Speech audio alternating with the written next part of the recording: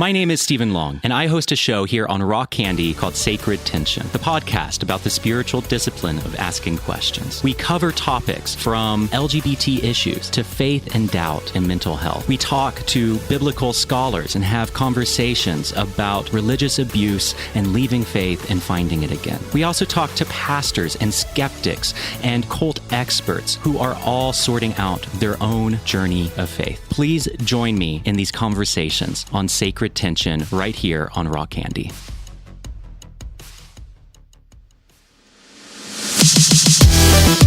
Welcome to the 11ty Life podcast.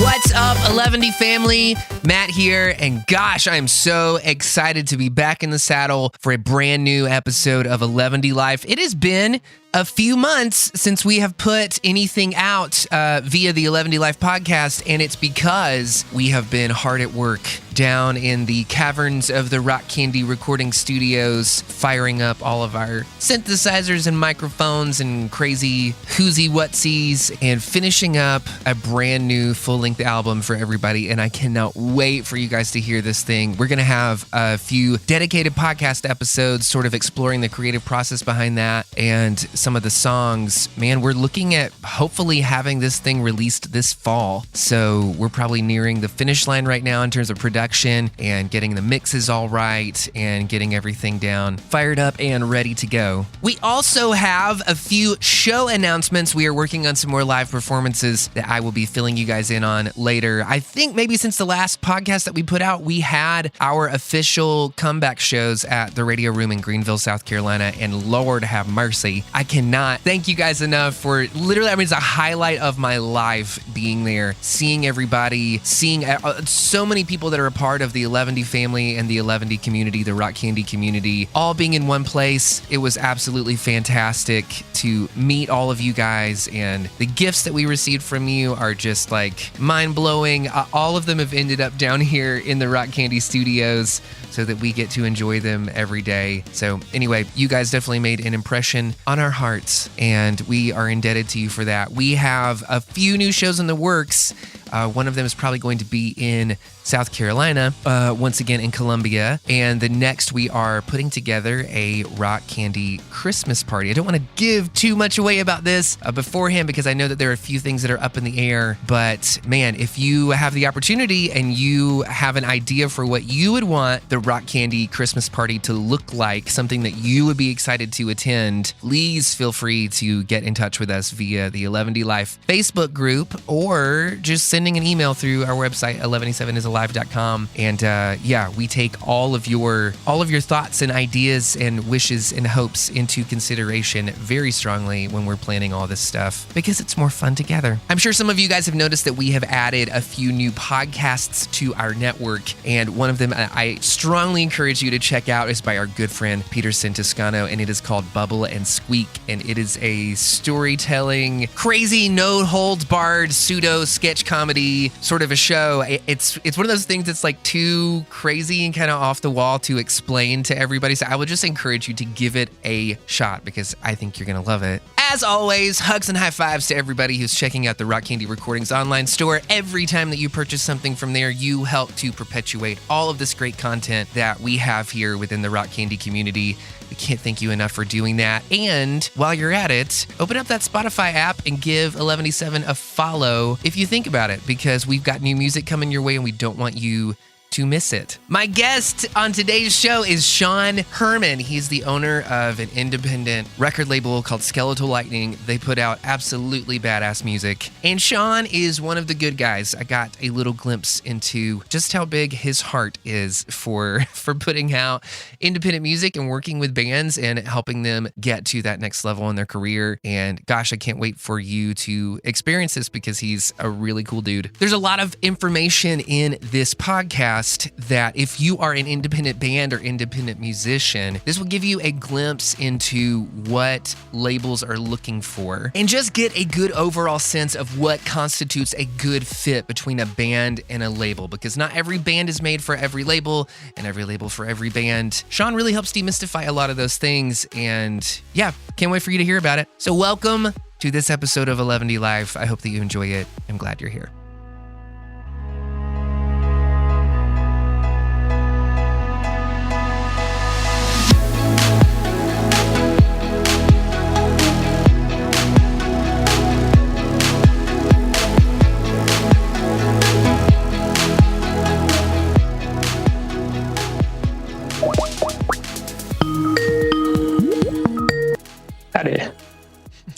Hey there. Can you hear me?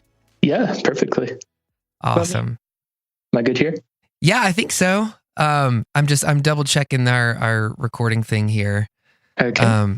We use this program called Audio Hijack, and sometimes it's super easy and cool to work with, and sometimes they're like, we're going to revolutionize your life with new updates.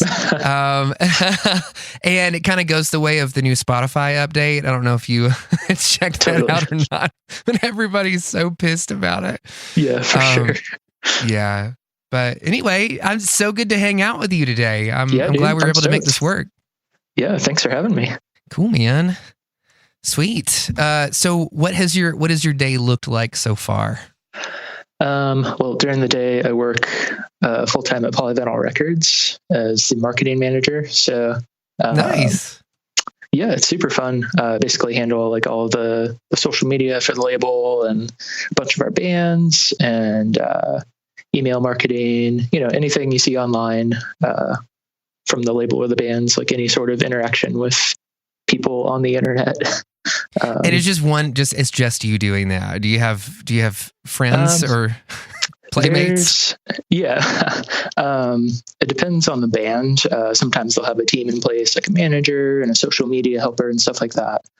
We recently started growing as well. So we used to just have like 3 or 4 people in the marketing department. Yeah. And now we have 6 or 7, and I have an assistant and everything that helps me out now too. So there's a few people involved, but yeah, it's super fun. Do you think that your assistant likes you? Well, she started out as an intern, and she's been great. She's awesome. I think there's another person that runs the intern program too. That is also a marketing manager at Polyvinyl too. And I think our intern like really respects us both, which is awesome. Makes it easy to work with and everything. But yeah. Yes. Mutual respect is a great thing. I had a brief stint as a college professor, and anytime that we had work studies, I always I'm really awful at delegating and telling people what to do, because I always feel like I feel it's kind of stuck in this like lead by example kind of thing. So totally. I'll just start working on something, and the best way to help me out is just to come alongside, of me, and then let me hand stuff off to you as it happens. But I'm a terrible delegator, and I feel like I confuse people when I ask them, because I don't really know what I want them to do. For sure. Yeah. It definitely takes like a lot of like prep work and, just trying to think in their eyes, like, okay, how is this project going to work to someone who's never done it before, or, something like that. So it's a lot of work, but fortunately for me, like I have experience with that. Like I used to edit a paper in college. So I worked with a bunch of students there and did that for quite a while, like maybe 4 or 5 years. So it's a little bit easier at this point, but I mean, still definitely at times, like it gets really hard to figure out what to say, the most effective way to deliver a project or, communicate even. Even when we're in the same room. So. Yeah, for sure. So how long have you been working at Polyvinyl? Been at Polyvinyl. I started as an intern in 2012 or 13, I think. And then just sort of worked my way up. And I became like a part-time mail order helper, packed orders and all that for our online store. Yeah. And from there, just kind of kept growing into positions as they became open. I was a full-time sort of office assistant. So just kind of doing whatever was needed to keep the office running. I'm a big logistical person. So, oh my gosh, you and I are going to be great friends. Yes, I knew it. because I'm not a logistical person. Like I can sit and think through, like, here's what all needs to happen. Here's all the factors. Here's all the balls that we have up in the air. But when it comes to like sitting with all that information for more than like 15, 20 minute increments before just being so overwhelmed that I want to self-medicate, that's the hard thing for me. Yeah. See, I love that stuff. I love planning, organizing, making stuff happen, creating schedules. So that's awesome. So what did you go to college for, or did you go to college? I went to college for journalism. I had a minor in communication. And right. The newspaper. So I'm a great listener, by the way. Yeah, that's good. Good quality to have.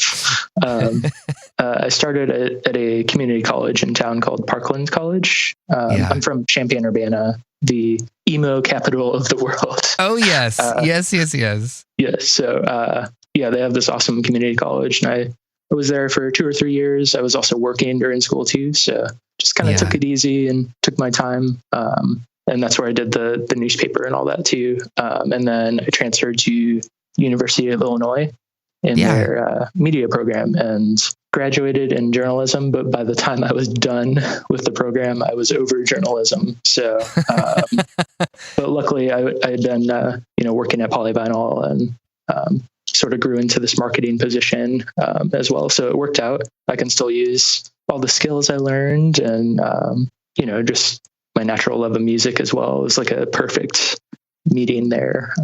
It's like a perfect spot to be in. So Sean, I absolutely love that. How did you happen upon an internship with Polyvinyl? Well, embarrassingly, I didn't realize they were in the same city that I was like growing up. Like I've lived in Champaign-Urbana my whole life. Mm-hmm. I was trying to think of like, in college, you're like, okay, what do I want to do with my life? What am I going to use this very expensive degree for? So, I was just kind of looking for like any sort of way to combine my love of like writing and music and, just helping bands and everything. So, one day, like I was just searching Google. I was like, oh shit, Polyvinyl. They're like right in town. This is perfect. Amazing. And it actually took me like a few times to actually like get my foot in the door as an intern. Everyone they had at the time was like so good that they didn't want to let them go or make room for me, but it was worth the wait for sure. Cause I'm still here. Yeah. So many years later. That's awesome, man. So I have to assume that this informs your process with Skeletal. I guess I should say for everybody at home, I'll obviously at this point have given an intro to you and who you are and what you do at the top of the show. But for everybody like just tuning in, or if you like to skip past all that boring shit at the beginning of our episodes, you run a record label called Skeletal Lightning. And I have to imagine there is some crossover between the work that you do at Polyvinyl and then what you're doing for the punk rock, indie rock, emo scene in the Midwest. I would love to hear more about this. Like, what was the impetus for starting that label? Absolutely. So when I was in school at University of Illinois, growing up, I just was enamored by bands, by music. I went to so many like DIY shows, basement shows.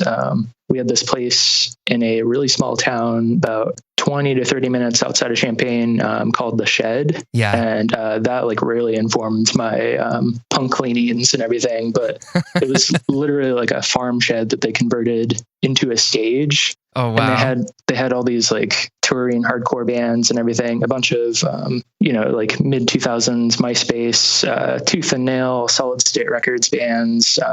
They had some really cool stuff come through. So I was there like every single show. And I actually work with someone who went to those shows as well.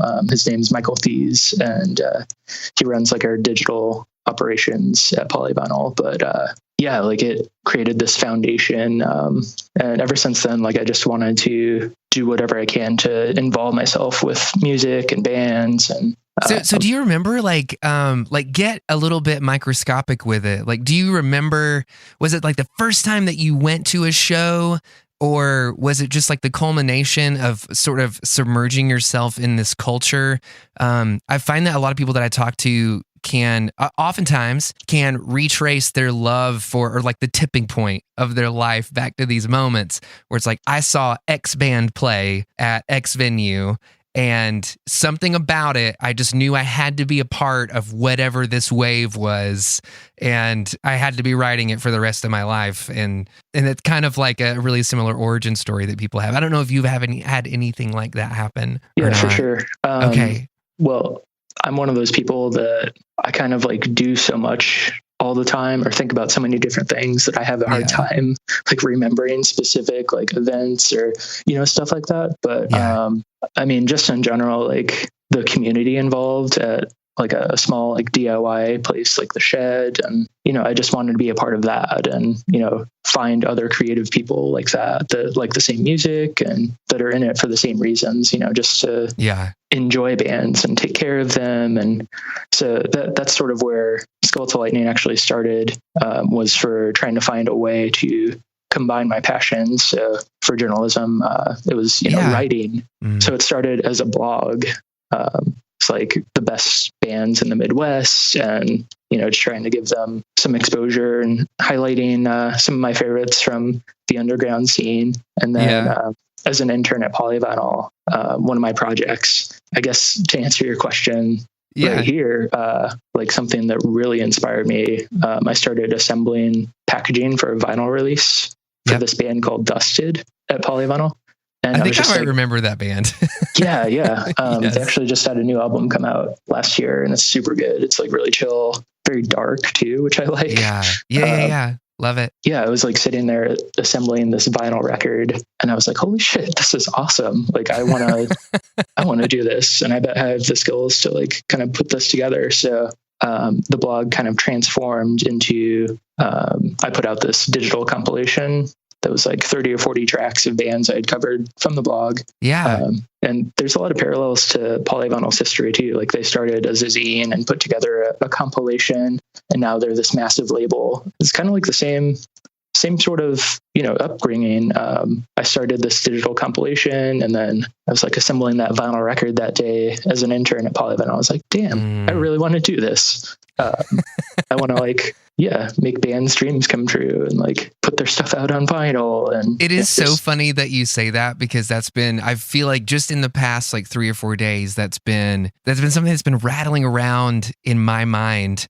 Because I feel like ever since I was a kid, like the most joyful moments that I remember on the planet, as weird and as like insignificant as they might seem, are these little things like opening up a new CD, or like getting my first vinyl record, and like having that weird experience where you're like, how the fuck is this thing making sound with just a needle spinning around on top of it? Like everything about it felt so magical. Absolutely. And I feel like I still chase those things to this day. Like even with our band, like the thing that excites me the most is putting together the layouts for vinyl packaging and like imagining what that experience will be like whenever people like pull the album out. And like, anyway, I could nerd out about that kind of stuff all day. No, I love it. I mean, one of the most rewarding things is seeing fans like post about a release, getting something in the mail that we sent out and release and everything. It's just like, oh yeah, they're loving it. This is awesome. So I definitely feel that. That's awesome. So you kind of had this really visceral experience packaging album stuff and working mail order and doing that. And then, so that's sort of great. So you kind of start Skeletal as a blog and start releasing a digital compilation of bands that you've been covering, stands to reason. And then the next steps for you essentially consisted of you approaching a band and asking if they want to take it to the next level, or what did that look like? At that time, this was about summer of 2012 when that comp came out.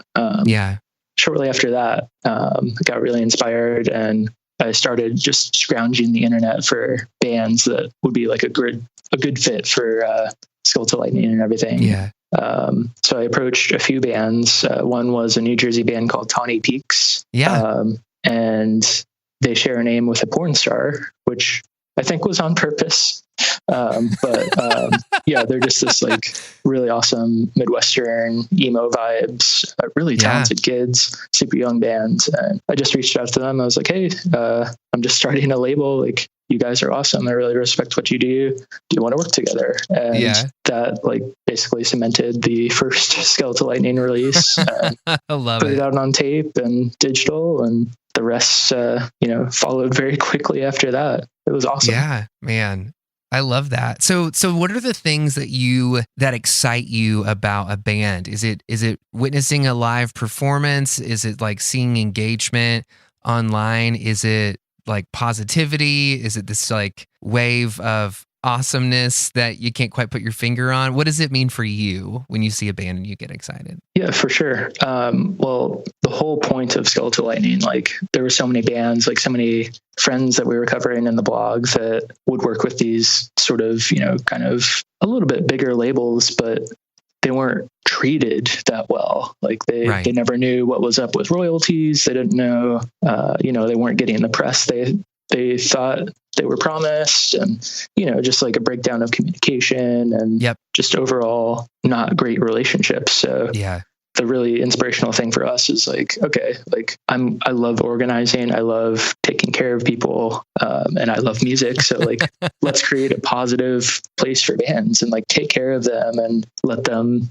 be able to exist and do their own thing without having to worry about like stuff like that. And, hopefully we can continue to grow and, throw money at bands so that they can exist like that. Yeah. But, that was the main thing, like just finding bands that could seem like they could use a hand.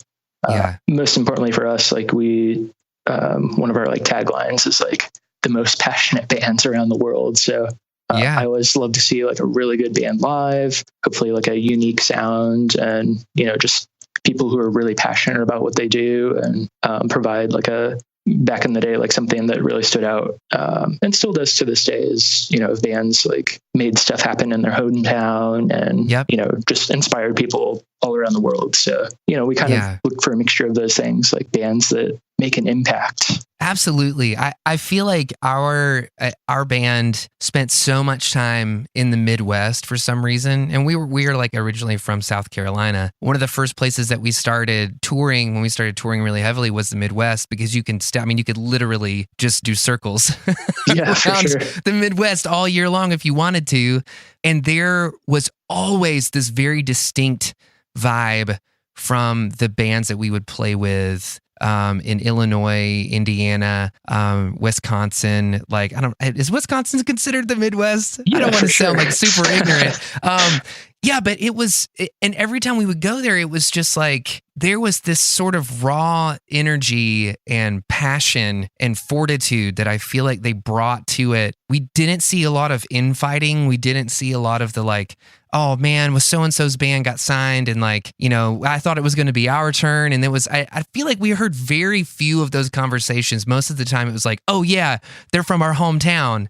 And like, we're in a band too, and we get to play shows with them. And like, I don't know, there's just this super cool and positive camaraderie that I always felt so jealous of.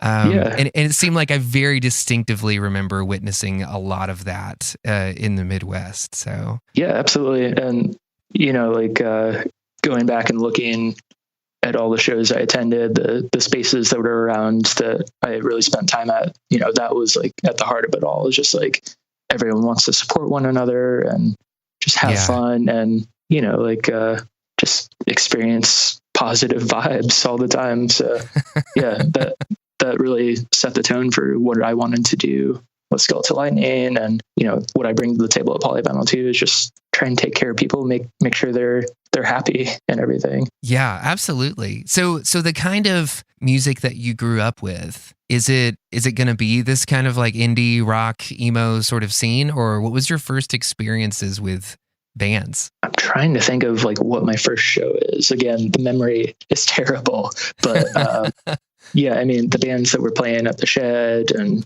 in church basements and stuff in town, it was all kind of in that Christian hardcore, metalcore, indie scene. Probably the biggest band I saw in those moments was Showbread. Yeah. And I think they were on Solid State or Tooth and Nail, one of those. And they were so good live. It was so fun. Coincidentally, a few years later, I met my wife, my now wife, at a show, and she's like a huge fan of Showbread. And so we were able to share like experiences seeing them live and had, very similar taste in music and stuff too. So she kind of lived all over, and it's really interesting to hear about her experiences growing up with shows and everything too, but still enjoying the same type of music, just on a different place in the US. So it's really absolutely. Really I feel like it's so easy for that early 2000 stuff, our stuff included, to just kind of run together and all kind of sound like one giant band. But I do remember the first time somebody put on a Showbread CD. I was like, what the hell is this? Yeah. It just like, it had a totally different color. It was a totally different vibe than what I felt like what I had heard before. So yeah, and it seemed like every time that we run into Showbread fans, they always seemed like a little more fanatical. Yeah. I don't want to say off the rocker, but yeah, maybe they were a little more there were some intense ones. Yeah, that's awesome, man. When you are looking for bands, like I've heard you describe this a couple of times on the podcast, it's like we're looking for bands that seem like they need some help. So I think that's incredibly magnanimous of you. But it feels kind of like a 10,000 foot view. I think every band would say, "Hey, man, we need help." You know what I mean? Like every band who's trying to get signed or make it to that next phase in their career. And I know that it does seem like you guys work specifically with Midwestern bands and acts and kind of like pull the whole regional thing. But what does that mean when you say you see a band that you feel like needs help? What normally are those criteria? Well, for us, like, it's really funny because in the punk and DIY scene, getting signed and getting help and everything at times kind of seems like a bad thing because you kind of lose your punk cred and like you sell yourself out and all that. But because all the other bands are sitting there looking at you going like, yeah, but I thought we were shouldering this burden together. Yeah, for sure. There's sort of a community in suffering together. Yeah. And that's fine. Like, we've definitely reached out to bands and they're like, no, we're good.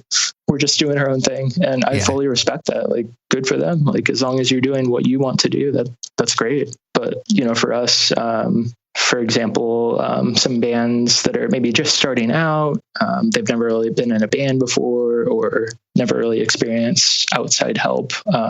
So for me, since I have a lot of like digital marketing experience, I can tell pretty quickly when a band doesn't really know what they're doing online. And I can also like read people pretty well too. So I can kind of get a sense of what their situation is just by reading like posts on Facebook or, just like seeing someone at a show or, anything like that. So posturing, you mean, like just kind of like in the way that you're presenting yourself online? Because I know that a lot of bands listen to this podcast, a lot of up and coming singer-songwriters, rock bands, electro pop duos, whatever.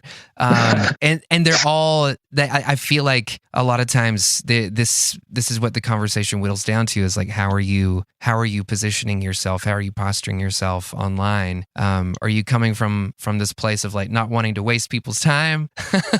Or is it just like, hey, guess what? We had enchiladas at Los Locos earlier today. Yeah, I mean, obviously, like there's a lot more that goes into it than just social media posts and everything. But like I guess from a label standpoint, providing advice to bands and everything, like, like just do your thing, be you. Like most importantly, that's what, anyone who wants to team up with anyone else, you want to connect with people that you believe in and you agree with and everything. So never be afraid to be yourself. And I guess where I was coming from before is in terms of like finding bands that need help. I can kind of tell like if they've never had a physical release or anything like that. Something we obviously specialize in is vinyl, CD, tape, distribution, all that stuff. So, if they're lacking in certain departments, as far as like being a band goes, having physical releases, at least at some point could help a band. They can sell more stuff on tour. And if they didn't really have the means to create a physical release on their own, they probably couldn't get it in stores in like Japan or Europe or anything. But, we have the distribution network to make that happen. So if I think a band could benefit from that and we agree with their message and they're passionate and they have fun doing what they do, and if we're into it, then, I'll probably reach out. Yeah. I love that. So what do you, in terms of like deciding, and this might be getting microscopic, but this is the kind of stuff that I love. What would be the difference between a band that you guys were looking at, Skeletal Lightning, and a label like Polyvinyl? how are those conversations going to be different, and how are those lenses going to be different? Sure. Yeah, I've definitely had friends that will message me and be like, "Hey, I have this new record from this band I'm managing or whatever. Do you think you could tell me what you think?" And I'll think it's maybe like a Skeletal Lightning, frame of reference. I'll be like, "Oh, this is so sick." Or, okay. Do you think Polyvinyl will be into it? I'm like, like I'm not an A&R. Does that hurt your feelings when that happens to you? Yeah, it kind of feels like you're being used. But talk about it. Emote.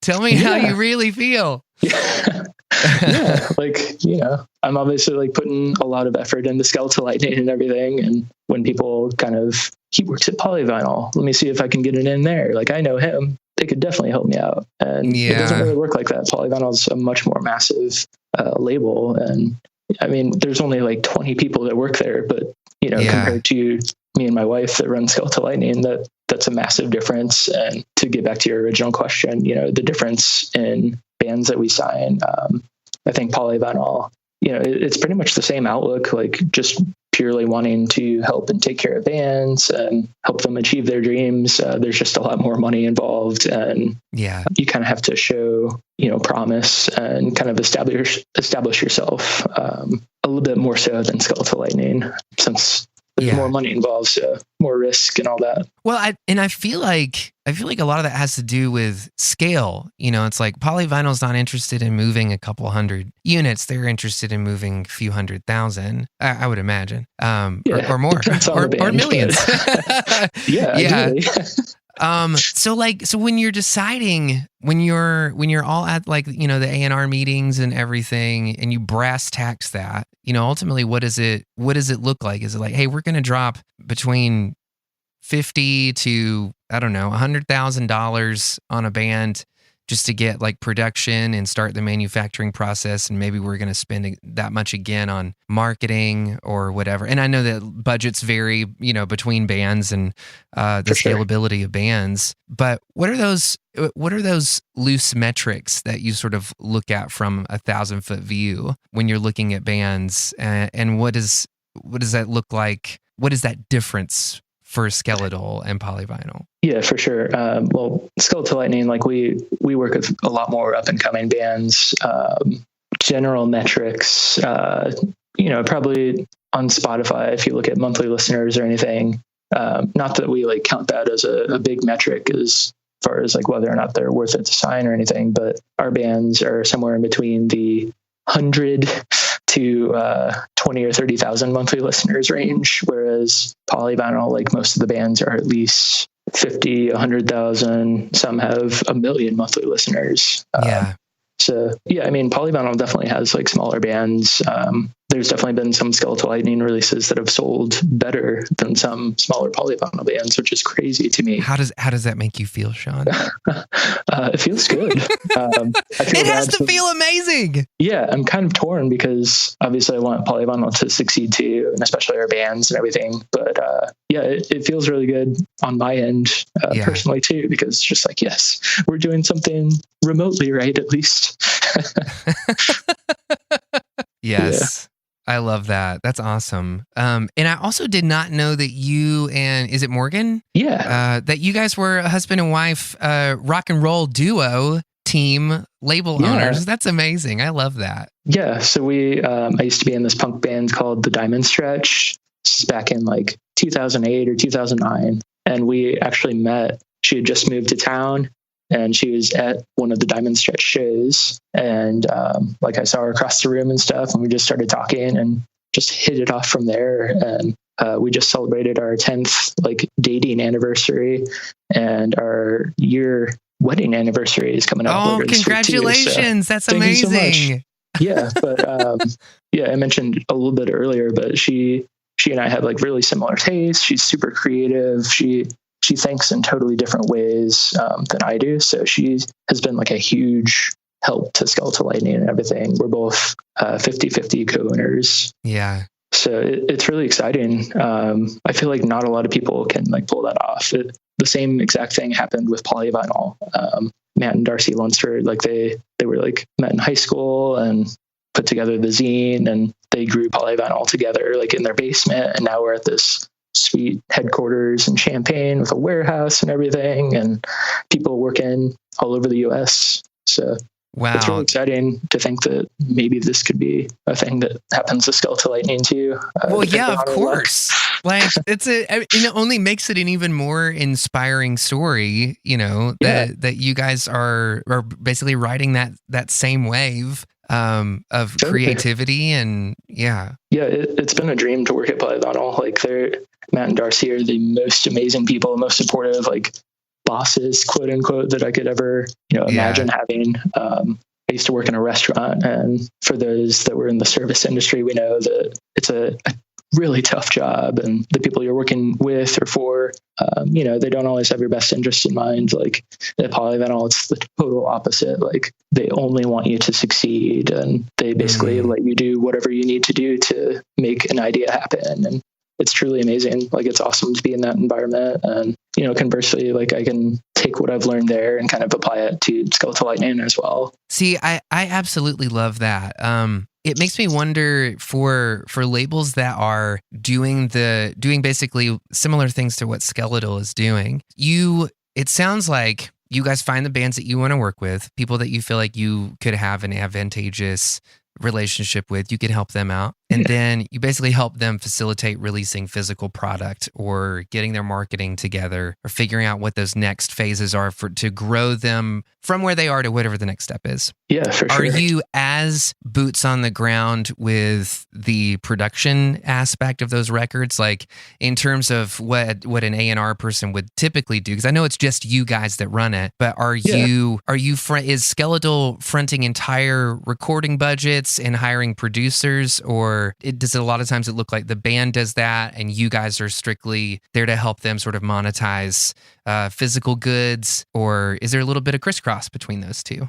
Yeah, I mean, it definitely depends on the band and the relationship and, the point of, I guess the status of the label. So the first 4 or 5 years, well, to date, we've never made a profit. Like this is all just pure passion project.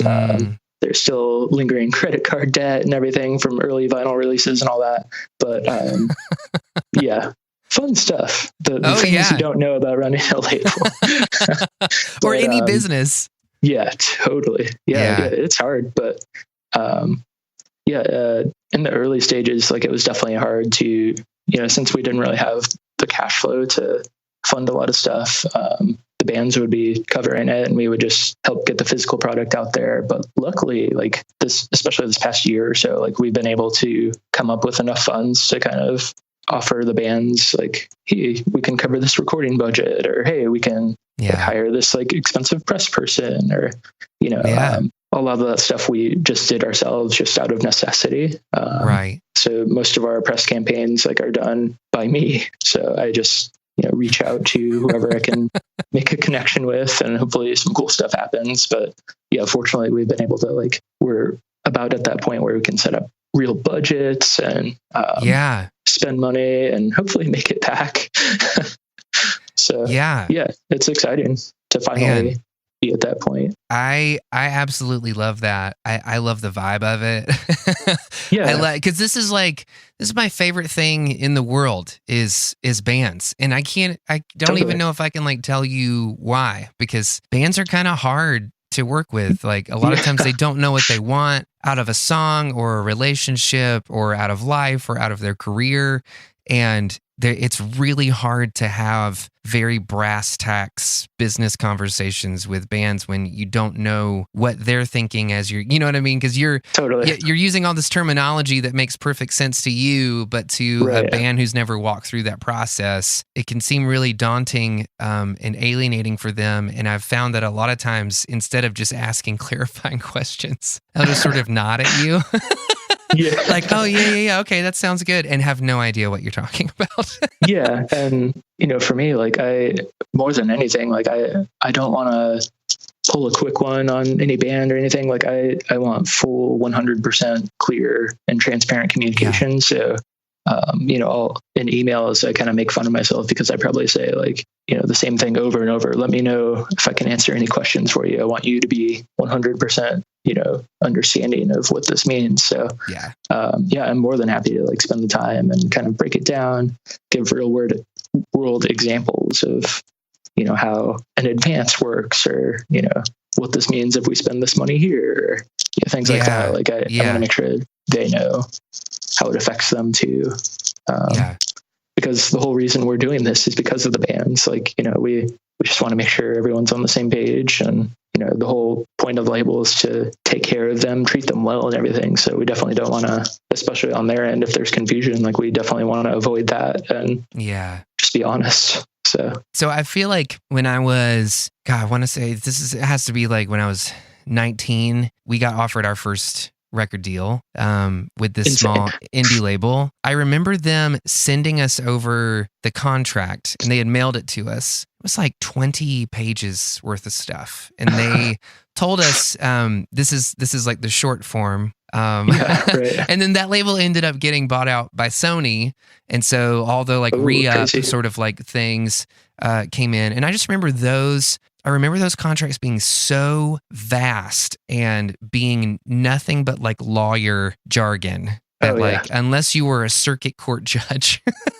or you did, or an entertainment lawyer, there's no way that you would know what you were actually reading. Like, and so I wonder if that's something that you guys take into account when figuring out what these contracts look like with bands, and maybe dive into like what a typical contract that you would sign with a band looks like when it comes down to it. Yeah. I mean, coming from the punk scene and kind of just starting up, on our own with little to no outside help. And the first few years, like we definitely did not have any contracts. It was all purely handshake deals. And still to this day, like we've established enough trust with bands that we can just say like, all right, same deal as last time. Let's go for it. Which is a big deal. Yeah. Like that feels good. We're just now getting into kind of spelling out contracts and everything. And, for us, along the same lines as my previous answer earlier, like, we just want bands to understand it.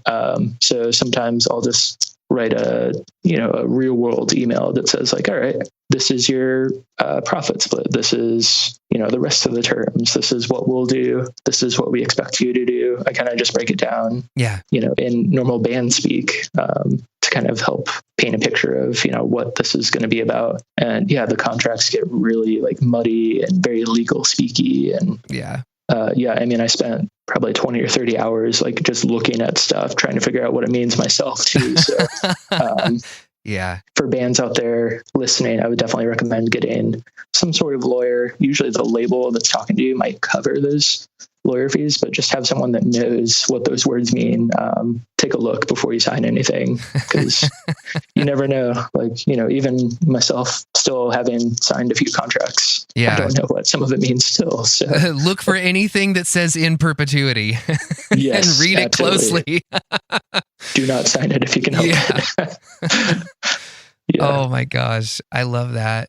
Sean, it seems like you really love what you do. You seem like a very joyful person. And not everybody in the podcast obviously can see the Skype call that we're on right now. But yeah, you do just seem like a nice dude, just like a nice guy. I'm appreciative. Well, thank you. I got to give a shout out to my mom, and she's just like me. She always has like so many different projects going on, multiple jobs. She just wants people to be happy, and she never puts herself first, and I think I learned a lot of that from her, so I'm really grateful to have her in my life. I love that, Mom. Yes. Hi, Mom. What did she think about you starting a zine and that developing into a label, and you being into this specific scene and genre of music as a kid? Well, also in college I had a radio show. It was called Wookiee Underground. Incredible name looking back. And it was all punk and hardcore and screaming vocals and everything. And one night my family tuned in, and it was like my mom, stepdad, aunt, uncle, a few other people too, maybe my grandma. And still to this day they give me so much shit about like the screaming vocals and stuff. But aside from that, they're just giving me a hard time. Everyone's been super supportive of what we do, which is amazing. Like, you can't ask for a better support network. My mom, when I was first playing music myself, I really wanted to get a drum set. And she said, nope, too loud. So I started playing guitar. But aside from that, everything has been awesome. I might try and get a drum set now. It's never too late. So. Oh my gosh, no, not at all. And now you have a wife to drive crazy with her. She gave me permission. So we have a studio here that obviously Rock Candy is a studio, but we have the drum kit is essentially just below the TV room. So whenever we have bands over, I'm pretty sure it drives my wife nuts to try to hear Gilmore Girls over the sessions that are happening beneath her, but she's such a good sport about it. She's amazing.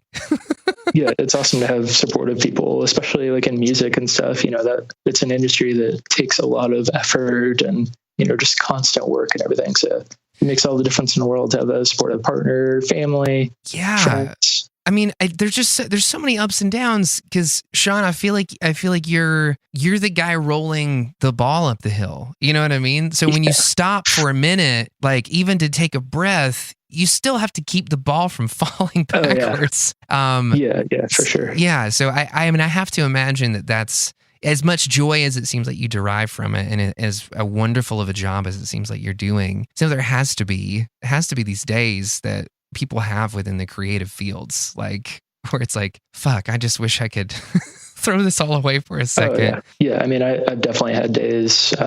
My wife suffers from like really extreme anxiety and depression, and she's been through some shit. So just living life with her and kind of hearing about her experiences and having moments of my own of like self-doubt and just trying to keep your head on straight, and you still got to show up to work the next day and keep the label going and make sure that we have 2 cats too, make sure they're all set up and taken care of. It's definitely tough, but I mean, it definitely helps to just keep a positive mindset where you can. Just find something that makes you happy, that makes you feel like you, and that really helps keep you going.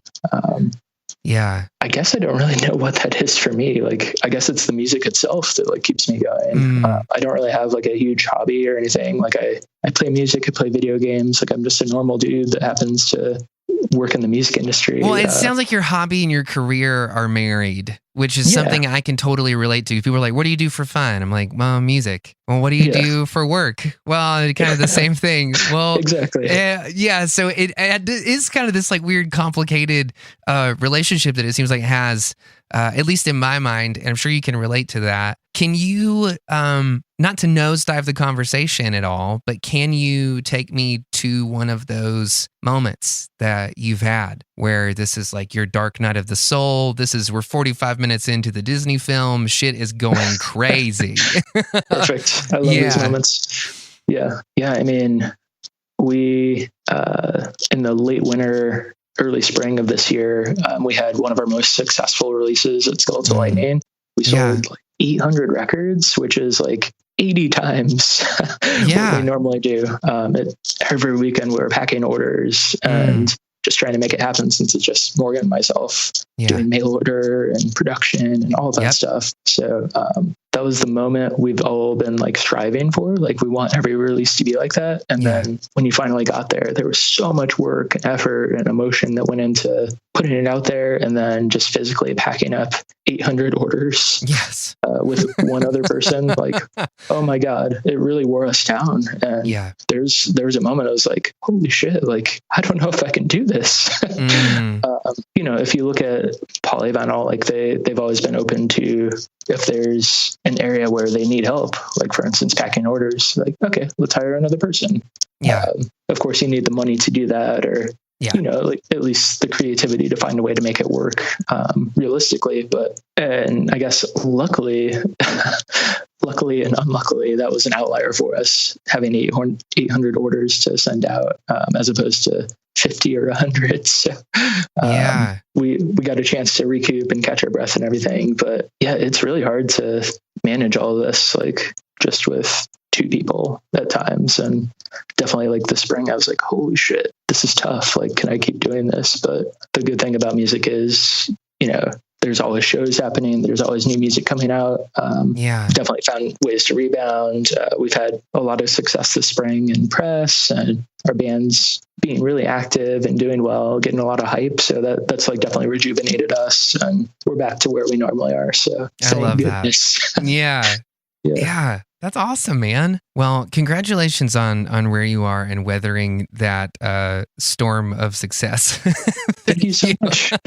Yeah, I was definitely curious. Like you do a lot of the similar things. Like you have your feet in various different realms of the industry, and you're always keeping busy, and see a lot of parallels. So how do you deal with that? Well, that's one of the reasons I wanted to talk to you, because part of me just wanted to have somebody to kind of lock elbows with for a minute. But yeah, I think a lot of times people forget, like, we do have our hands in a lot of pies that we ourselves are baking.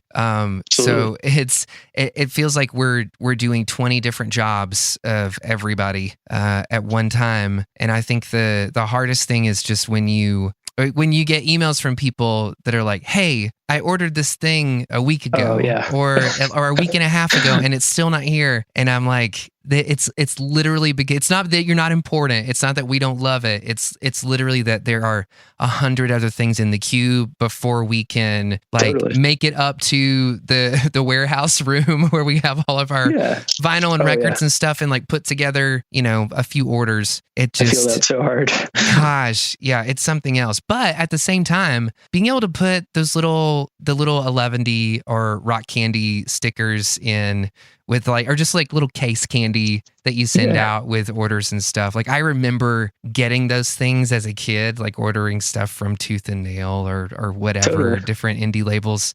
And I just always thought that it was so cool, because I was like, somebody in the shop like doing that, is thought about me and wanted to throw in all this like fun little stuff, or like a sampler CD or something.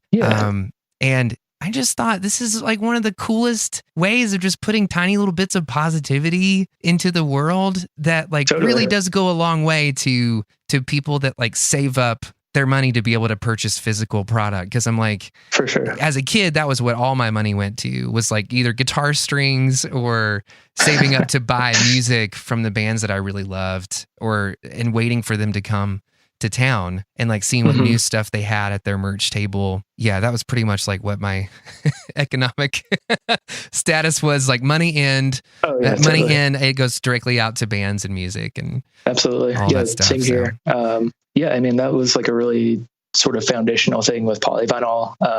Darcy handled all the mail order, and she really wanted to find a way to like reward the fans for like going out of their way and like buying something from Polyvinyl. So she started putting in airheads in every package, and that's so cool. Yeah, like it's the perfect thing. Like it doesn't melt or explode in the box, outside of extreme circumstances, I guess. But exploding airheads. It's a pretty durable little treat, and just like a really special way of saying thank you to fans, and people love it. I'll make a bunch of joke tweets on the Polyvinyl Twitter about airheads, and everyone just goes crazy. But it's really awesome to see. Like it is a great way to say thank you, and we've sort of taken that vibe and applied it to Skeletal Lightning too. Morgan's really good about thinking of creative ways to say thank you. So sometimes she'll come up with like the special art, like hand-drawn things. She's a really avid crocheter too. So sometimes there'll be like little handmade goodies. Of course, since I work at Polyvinyl, I have to toss in airheads and Skeletal Lightning packages. You can't not, like it's built into my blood now. So we love finding ways to just say thank you. And Morgan's like great with that stuff. Like I'm really glad to have her input, and sometimes I'd be like, this is fine, we don't need to put anything extra, and she's like, yes we do. Let me make something look like. I'm like, you're right. Our heart can always be bigger. Yeah, exactly. So oh man, that's fantastic. Sean, one of the things that we do on the podcast often is ask people where they think love comes from. So I will put that to you. There are no wrong answers. This is just kind of like an open forum, whatever pops into your head. Yeah. I mean, growing up with, kind of experiencing adulthood with Morgan, and, she's been through a lot of shit and everything, and she never really had love. You know, she moved all around. She never really had like good friends and all that. So I've learned a lot about this over the years, but I think it's just, you know, it comes from just having an appreciation for someone and a respect and a special connection. Just, you know, it doesn't even have to be like romantic. It's just be like, Matt, dude, like I really respect you. I love you, dude. Yeah. Oh, I feel it. I feel it when you say it, Sean. Yeah. So I think it's just like coming down to having a special connection and admiration and respect for someone. That's something I really try and convey with all of our bands on Skeletal Lightning and Polyvinyl too. Like, you know, we love you guys. You guys are awesome. You put everything you have into this, and I respect that. And, you know, you earned that love. Man, that's so fantastic. So tell me this, like, not to be, I know that this is one of those questions that I feel like sometimes people are really into, or they're just like, I don't really give a shit. But do you think that, is there a God? Do you think that God exists? Do you think, like, why are we here? What's the purpose of the thing? Everybody at least has a little bit of an ecosphere in which to answer that. Like, hey, this has been my personal experience, kind of a thing. So again, no wrong answers, but I would love hearing people's responses to this, no matter what. Sure. Yeah, for sure. Well, I grew up in the church. Morgan grew up in Catholic school and everything. You know, we were definitely involved in God-related activities growing up and everything. For me, like, it's weird. Like, I always believed in the message, you know, treat everyone kindly, give them respect, you know, show them love and compassion and all that. But for some reason, just the idea of like a single God out there, like just existing, like it never really clicked with me. So I've just tried to find ways to kind of carry that message. And, you know, I think there's something out there. I have no idea what it is. Yeah. I think there's something out there that's kind of guiding us in the right direction and everything, and helping us out when we need it, and kind of, you know, making sure we go through tough times too, to kind of, you know, make sure you experience life and learn and just continue to grow.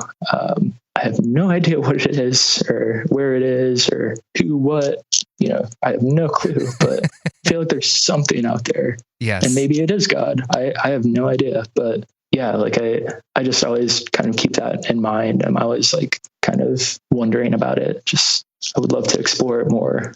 Yeah. You know, it's just such a massive idea. Really hard to comprehend. So, brother, I totally hear where you're coming from. I feel like we spent a good, 10 to 12 months kind of diving into all this. And I feel like all of us are respectively still kind of on our spiritual journeys. For sure. I still love like reading things from spiritual teachers. There's certain like Christian people that I just love hearing them talk about life. There are atheists that I love hearing talk about life and how they view the world and what their thoughts on things are. I feel like just within these past few months, I've sort of reached this place where I am on complete overload from all of it. I'm just like, man, it's all important. I care about it. I really do. But I just have some things I have to get done right now. I can't wake up to another existential crisis. Got a podcast to record. Yeah, exactly. I feel like the things that help me out the most are the things that help me to stay in the moment, things that help me to stay in my body. Totally. The things that fortify the connections that I have with people, the love, the camaraderie. Absolutely. And I think at the end of the day, that's what draws me to releasing music. That's why I love talking to people like you who are doing this, because I feel like we're, on some level, we're all tapping into the same thing, for sure, whether or not we have a vocabulary or vernacular for it. So, totally. And I mean, something that I've like definitely explored recently too, you know, our world is changing, society is changing, and I'm always looking for different inputs and experiences. Like I love talking to people that, you know, have a totally different life experience than me, because that gives a great opportunity for you to kind of learn and just experience more culture and all sorts of things that you would never come across if you didn't seek that out. So I'm like all about that. Like I would love to continue on that journey and just continue learning about all these different cultures, different, even like music genres and, different ends of the music industry. And like there's so much out there that I have no idea about. So like, I just want to experience it all. Man, I hear you. I love that. Sean, we have gone the time with the podcast, and I know that you're a busy man, but is there anything that you want to leave people with for the show? Like anything fun that Skeletal has coming up, any bits of wisdom for bands